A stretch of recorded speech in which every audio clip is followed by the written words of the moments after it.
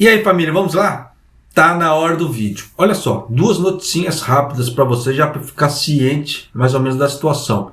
A primeira é que, eu já vou falar ela agora, já para finalizar, porque ela é bem curta. Tá? A partir do dia 1º de abril, para ciclistas, o capacete se torna obrigatório.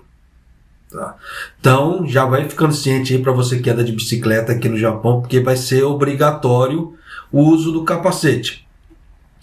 Japonês, por que eles estão falando esse tipo de coisa? Porque parece que aumentou o número de acidentes. Tá? De acordo com a Agência Nacional de Polícia, houve 69.694 acidentes relacionados com bicicletas no ano passado. Tá? E a porcentagem de todos os acidentes de trânsito está aumentando ano após ano. Sim, tanto que na parte dos motoristas de carro, no caso dos idosos, a polícia está pedindo para os idosos em determinada idade entregarem as carteiras, porque está havendo muito acidente com idoso.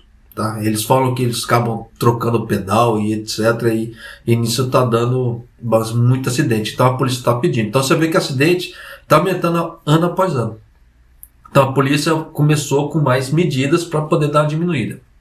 Mas continuando. Além disso, 2.145 pessoas morreram, né, nos últimos 5 anos, né, 60% das quais devido a ferimentos fatais na cabeça. Em relação ao uso do capacete para andar de bicicleta, até agora a lei estipulava que os pais deveriam se esforçar para que os menores de 13 anos usassem capacete. Agora, um troço, como é que se diz? É obrigatório. Só que eu não vi falar de penalidades, tá? Igual, por exemplo, se você sair sem capacete para andar de bicicleta e a polícia vê, eu não vi nada falando sobre em relação à multa, tá? Ou algo parecido, só que eles podem te parar para poder dar aquele, como é que se fala assim, aquela pequena doutrinação. Começou a lei do capacete agora, você vai ter que usar, que não sei o que. Então, por enquanto, eu não vi nada em questão de penalidade, mas é obrigatório a partir do dia 1º de abril. Então, eles vão pedir para as pessoas se esforçarem para usar o capacete, que é para os adultos, dar exemplos para as crianças e etc. Então, já dá para você sacar por A mais B que quem anda de bicicleta, se não andar com capacete, pode ser que tenha uma grande chance da polícia te parar. Tá.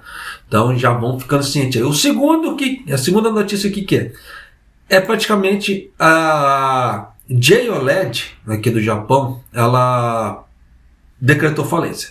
Tá? Então ela vai pedir uma reabilitação civil, né? A lei da reabilitação civil, para não falir de vez. Então, é aquela velha história do ativo e passivo e etc. Então eu só vou ler para você aqui rapidinho, já para você ter uma ideia. Por isso que eu falo que se você tiver ideia dos seus gastos e dos seus, como é que se fala assim, gastos e investimentos, no caso os ativos e passivos, dá para você ter um controle maior. Você vê que as empresas estão perdendo o controle. É complicado. Por que eu estou falando da JOLED? Porque ela é uma joint venture da Sony e da Panasonic. Você vê que são duas empresas grandes na parte de tecnologia que degringolaram nesse ponto. Então você vê que quem administra faz toda a diferença. Tá? Não é aquela velha história. Vamos contar com o ovo no fiofó da galinha, igual daqui tantos anos que pode acontecer, igual que o governo japonês faz. Não pode fazer esse tipo de coisa. Você tem que ter uma noção de quanto você quer crescer, de quanto você quer sobreviver a um certo espaço de tempo, tá? Mensurados em questão de mês. Em cima disso aí, você tem que ver seus gastos, seus ganhos e já ter um plano caso algo saia do controle, porque sempre tem alguma coisa para sair do controle, para acontecer um acidente, problema de saúde ou algo por reparo na casa, problema do carro. A gente nunca sabe, problema com parente, a gente nunca sabe o que acontece. Então a gente tem que ter sempre um plano B na mão. Como é que fala assim, os administradores não têm feito isso. É a mesma coisa da política do Kishida que eu tenho visto. O Kishida ele já faz os planos dele achando que ele vai estar no poder em 2030. que ele vai estar no poder ainda em 2030. Então ele já vai fazendo as coisas contando com 2030. Sendo que o negócio está aqui agora. Como é que se fala assim? O pau está comendo agora e ele está fazendo os planos dele. Para que não sei o que é 2030. Em 2030 muita gente já esqueceu o que ele falou, já caducou, já, como é que se fala assim? Já morreu, já aconteceu um monte de coisa. Muita água já passou debaixo desse plano. Por isso que eu falo que tem muita sacanagem por trás da questão de politicagem. Da mesma forma que a nossa vida também não pode ser regrada há muito tempo. Tá? A não ser que você vá fazer um investimento no tesouro, por exemplo, tesouro direto do Brasil, investimento. Geralmente são investimentos a longo prazo, a 2030, 2032. Tá? Tanto que o último pacotinho que eu comprei do tesouro direto para 2032. Só que eu sei que aquele ali é um dinheiro que eu não vou precisar de usar. Tá? Tanto que eu comprei muito pouco. Tá? Peguei, lasquei lá. Só que se arrependimento matasse, como é que se fala assim, eu tinha caído morto, porque está rendendo miséria, como é que se fala assim.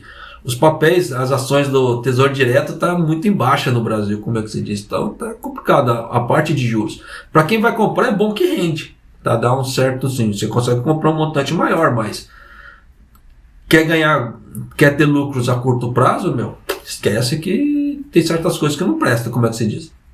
Mas seguindo aqui, olha só. A JOLED, que fabrica telas EL orgânicas, com investimento de fundo público-privado, apresentou no Tribunal Distrital de Tóquio a aplicação da Lei da Reabilitação Civil. A dívida total, no caso, os passivos, tá, chegam a 33,7 bilhões de ienes. E as fábricas das províncias de Ishikawa e Chiba serão fechadas. Então já dá para você sacar o quê? Que vai entrar, além desse problema aí da JOLED, você vê que vai ter mais gente desempregada. Vai aumentar o desemprego no Japão. Então já dá para você sacar a importância de uma boa administração. E a aplicação, fazer a aplicação de ativos, né? Para caso de problemas assim, a pessoa consiga dar uma, como é que se fala? Sacudida na poeira. Mesmo que, se não salvar 100%, pelo menos dá para dar uma minimizada, né? A JOLED foi criada em 2015, tá? Integrado os sócios, né, da EL Organics com o grupo da Sony e Panasonic Holdings e está envolvida na produção de displays EL orgânicos para computadores usando tecnologia de produção exclusiva. No entanto, a estabilização da produção levou mais tempo e os custos, né, mais tempos e custos do que o esperado. É aquela velha história. Faltou planejamento. E o desempenho dos negócios piorou devido à demanda fraca ao acirramento da concorrência. Então foi solicitada a aplicação da Lei de Reabilitação Civil. Então você vê que eles não estavam contando que ia ter muita concorrência e eles, como é que se fala assim, iriam se lascar. É aquela velha história, faltou planejamento. Tá, nesse ponto. Faltou aquele famoso brainstorm ali para pegarem várias cabeças e falar, se acontecer tal coisa, fazer suposições. É aquilo que eu sempre falo para as pessoas. Quer fazer análise de mercado? Coloque suposições no meio. Quando você for fazer, porque se acontecer algum problema, como é que se diz? Sua análise não vai ficar fora da realidade. Você vai conseguir dar um nível de acerto muito maior. Por isso que as análises que eu fiz tempos atrás, elas acertavam muito. Eu tinha uma grande margem de acerto aqui no canal em relação a certas previsões que eu fazia. Por quê? Em cima desse tipo de coisa, previsões. Só que você vê que não tem feito, tá? E por acharem que é Sony e Panasonic, só porque nós temos nome, nós vamos entrar no mercado, nós vamos arrebentar, a coisa não funciona assim. Tá? Então já dá para você sacar por A mais B que um certo planejamento, principalmente planejamento de risco, análise de risco, é muito importante nesse ponto. Tá? Igual, por exemplo, você vê que nesse meio teve a guerra da Ucrânia, aconteceu muita coisa. Piorou pro lado dos caras aqui? Piorou, porque você vê que as commodities aumentaram. Tá? Então, com isso, com o preço das commodities, você acha que não ia afetar essas empresas? Lógico que afeta. Tá? Então, já dá para você sacar por A mais B que eles não fizeram grandes previsões nesse ponto. Não estavam contando com o ovo no fiafão da galinha. E nessa brincadeira toda, se lascou, né? Segundo a empresa, a dívida total deve chegar a 33,7 bilhões de ienes. O INCJ, um fundo público-privado que é um dos principais acionistas com 56% das ações dessa empresa, e o valor de investimento, né, em empréstimos já feitos até agora atingiu 139 bilhões de ienes. Só que aí também você vê que existe uma oportunidade no meio do caos, tá? Como igual no caso assim, compra de papéis dessas empresas agora no mercado de ações. Porque praticamente a empresa fez isso, ela deve ter o fundo dela aberto no mercado de ações. Então, se você for lá e comprar agora esses papéis, por exemplo, você vai comprar ele com valores muito pequenos, muito baixos e irrisórios. O que acontece? Você compra um certo montante e deixa guardado. Deixa lá, não mexe. Tá? Até porque isso aí não vai subir da noite para o dia. Compra esses papéis e deixa lá. Dependendo, você vai comprar esses papéis, a cada título, por exemplo, por valor de centavos. Né? É isso mesmo, centavos. Aí daqui a pouco já está valendo 2, 3, 4, 5, 6 dólares na hora que essa empresa começar a levantar de novo. Porque se eles estão pedindo essa reabilitação civil aí, vai ter algum aporte em cima para eles poderem se levantar. E na hora que se levantar, esses papéis vão valorizar. E nisso já dá para você sacar que dá para você ganhar muito dinheiro em cima. Tá? São muita gente, né, no caso os famosos insider traders, eles fazem esse tipo de coisa. Então tem muita gente que acaba virando milionário da noite para o dia usando esses esquemas. Da mesma forma que tem empresas pequenas, que tem, como é que se fala, startups, que estão para entrar no mercado, que tem um produto bacana, e esses insider traders ficam sabendo disso. Eles vão lá e compram esses papéis, né, no caso assim, as ações das empresas, e esperam. Você vê que passa um certo tempo, os caras ganham milhões. Então tem jogadas assim? Tem. Questão de fundos de investimento, esse tipo de coisa. Então tem que tomar cuidado com isso, tem. Tá? Como eu te falo assim, nesse ponto, não é livre das pessoas acertarem ou não. Da mesma forma que nesse caso aqui, pode ser que a empresa se levante, pode ser que a empresa não consiga se levantar. Se ela não fazer uma grande reestruturação, né, nesse ponto. Então tem muita coisa por trás também. Mas é jogada de risco? É jogada de risco. Tá? Nesse caso, isso aí é investimento para, como é que se fala assim, para as pessoas que já não são conservadoras.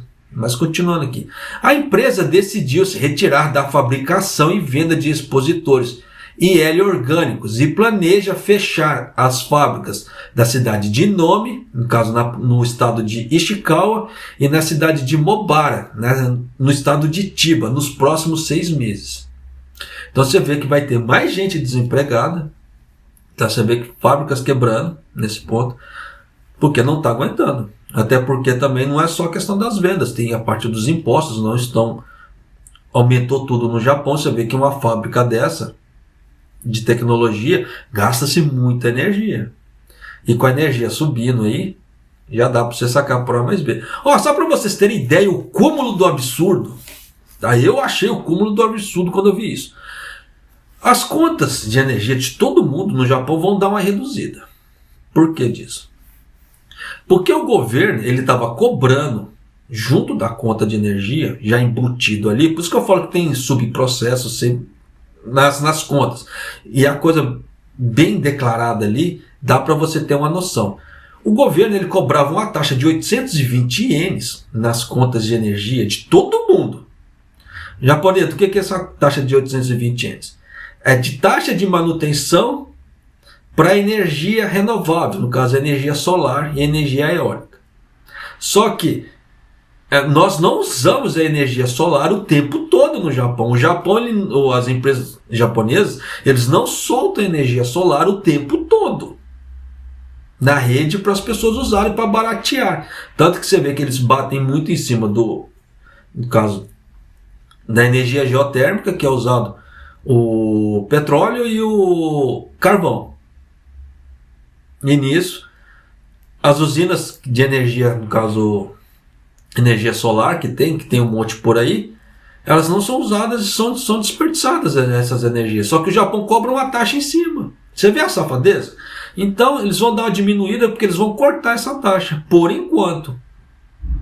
Então já dá para você sacar por A mais B que o governo japonês ele arrecada um montante muito grande, tá? Com pequenas fatias. Por isso que eu falo assim, pequenos investimentos, se você soma um aqui, um ali, outro ali, outro ali, te gera um montante muito grande. Um grande exemplo disso é o governo japonês, com as mutretas que eles fazem. Tá? Então já dá para você sacar por A mais B, porque tem muita coisa que você pode fazer na sua vida em questão de investimentos. Tá? Que tem muito banco aí, como é que se fala assim, banco digital no Brasil, que tem questão de investimentos. Eu, por exemplo, eu invisto no Nubank. Tá? Para não falar 100%, uma boa parte dos meus investimentos estão ali no Nubank. Tá? Porque o Nubank tem uma parte de investimentos muito bacana, por sinal.